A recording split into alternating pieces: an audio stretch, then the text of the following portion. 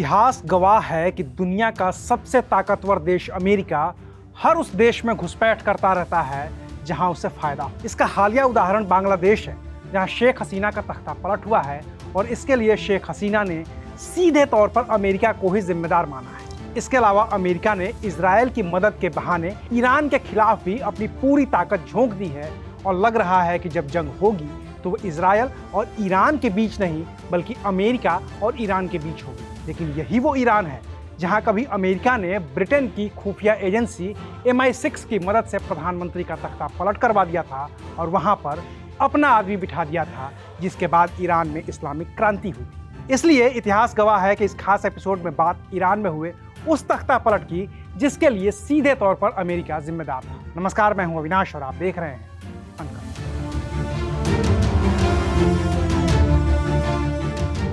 वो 1951 का साल था।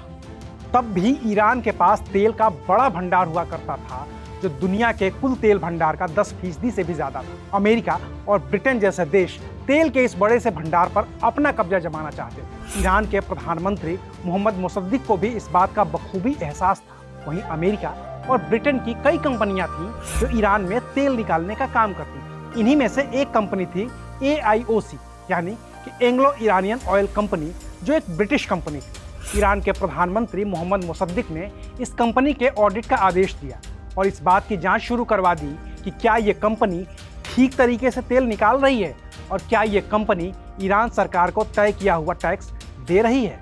लेकिन कंपनी ने ईरान के अधिकारियों को ऑडिट करने से इनकार कर दिया। इससे ईरान के प्रधानमंत्री मुसद्दिक नाराज हो गए। संसद के जरिए उन्होंने एक कानून बनाया और कानून के तहत ईरान के सभी तेल के कुओं का राष्ट्रीयकरण कर दिया गया।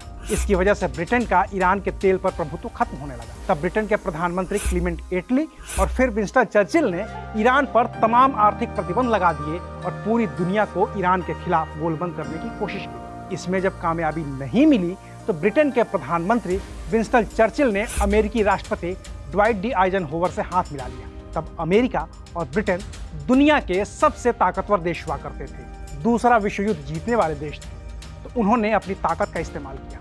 अमेरिका ने ईरान में ऑपरेशन अजाक्स चलाया तो ब्रिटेन ने ऑपरेशन बूट, और इन दोनों महाशक्तियों के ऑपरेशन को ईरान के सैनिकों का भी साथ मिल गया।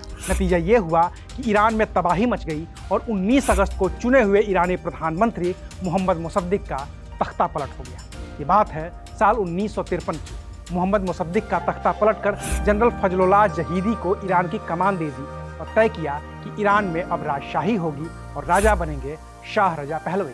मोहम्मद मुसद्दिक को 3 साल की सजा दे दी गई और बाद में उन्हें ताउम्र के लिए उनके घर में ही कैद कर दिया गया। ईरान के इस तख्ता पलट से अमेरिका और ब्रिटेन बेहद खुश थे। लेकिन एक ईरानी आदमी था जो इससे नाराज था। नाम था अयातुल्लाह खमेनेई। लेकिन वो ईरान में नहीं था। शाह ने उसे देश से बाहर कर दिया था। वो कभी तुर्की, कभी इराक और कभी पेरिस में शरण लिए हुए पड़ा था।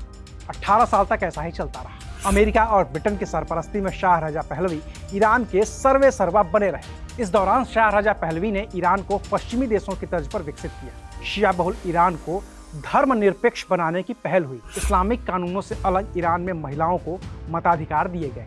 उन्हें मर्जी के कपड़े पहनने की आज़ादी दे दी गई। बच्चों को मुफ्त शिक्षा दी जाने लगी। बड़े जमींदारों की ज़मीनें छीनकर बेघर लोगों को बांटी गई। सिनेमा हॉल तक खुल गए जहां महिलाएं और बच्चे अपनी मर्जी की फिल्में देखने जाने लगे। शाह रजा पहलवी ने ईरान में हो रहे इस बदलाव को श्वेत क्रांति या व्हाइट रिवॉल्यूशन का नाम दिया। लेकिन पहलवी की इस पहल को ईरान के 2 गुट कतई पसंद नहीं कर रहे थे।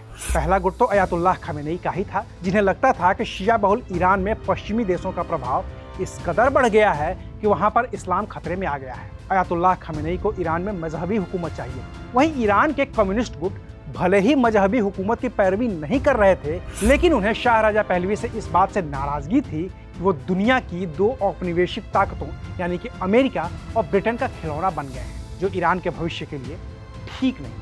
इस बीच 1971 में शाह रजा पहलवी ने ईरान के ऐतिहासिक शहर पर्सोपोलिस में एक पार्टी दी। इस पार्टी में युगोस्लाविया के राष्ट्रपति टीटो, मोनाको का प्रिंस रेनियर और प्रिंसेस ग्रेस, अमेरिका के उपराष्ट्रपति सिप्रो अग्नेयू और सोवियत संघ के स्टेट्समैन निकोलाई पोरगनी शामिल हुए थे। और तब 18 साल से चुप बैठे अयातुल्लाह खमेनेई ने इस पार्टी के खिलाफ मोर्चा खोल दिया। इसे शैतानों की पार्टी करार दिया और सीधे तौर पर शाह रजा पहलवी के खिलाफ मोर्चेबंदी की शुरुआत कर दी। पहले से ही शाह रजा पहलवी से नाराज ईरानियों को नया नेता मिल गया जो विदेश में बैठकर उनका नेतृत्व करने लगा।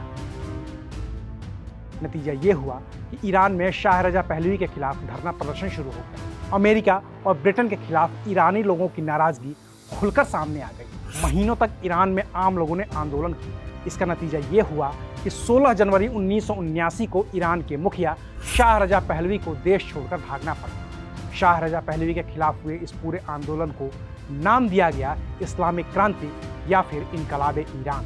1 फरवरी 1979 को अयातुल्लाह खमेनेई ईरान के सर्वोच्च धार्मिक नेता के तौर पर देश वापस लौटे, जिनके स्वागत के लिए तेहरान की सड़कों पर 50 लाख से भी ज्यादा लोग इकट्ठा हो गए। अयातुल्लाह खमेनेई के लौटने के बाद ईरान में जनमत संग्रह हुआ और फिर ईरान को इस्लामिक देश घोषित कर दिया गया और तब से ही ईरान में शरिया लागू हो गया। अब भी ईरान में शरिया ही लागू है। अब भी ईरान में अयातुल्लाह खमेनेई के उत्तराधिकारी अयातुल्लाह अली खमेनेई का ही शासन है और वो भी अब अमेरिका के खिलाफ उसी तरह से जंग के लिए तैयार है जैसी तैयारी अयातुल्लाह खमेनेई ने की। तो इतिहास गवाह है कि इस खास एपिसोड में बस इतना ही। फिर मिलेंगे इतिहास की एक नई गवाही के साथ। तब तक देखते रहिए अनकट। शुक्रिया।